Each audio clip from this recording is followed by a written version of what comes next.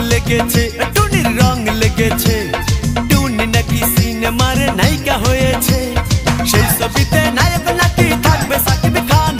ছবিটার নাম নাকি তুমি আমার জান। টুনির জ্বালায় এবার আমার যাবে রে প্রাণ, যাবে রে প্রাণ। রং লেগেছে, মনে রং লেগেছে। টুনি নাকি সিনেমার নায়িকা হয়েছে।